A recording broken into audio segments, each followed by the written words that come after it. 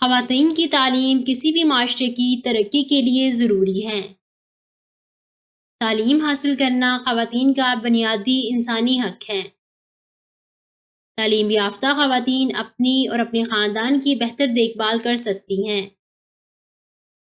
تعلیم یافتہ خواتین اپنے بچوں کی بہتر رہنمائی کر سکتی ہیں۔ جب خواتین تعلیم یافتہ ہوں گی تو انہیں اپنی روزی روٹی کے لیے دوسروں پر انحصار نہیں کرنا پڑے گا۔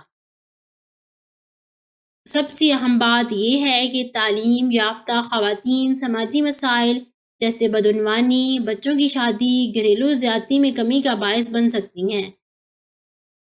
لڑکیوں کی تعلیم کا سب سے اہم فائدہ یہ ہے کہ ملک کا مستقبل روشن اور بہتر ہوگا۔ اسی طرح ہماری معیشت تیزی سے ترقی کر سکتی ہے۔ جب ہم لڑکیوں کو تعلیم دیتے ہیں تو ہم پوری قوم کو تعلیم دیتے ہیں۔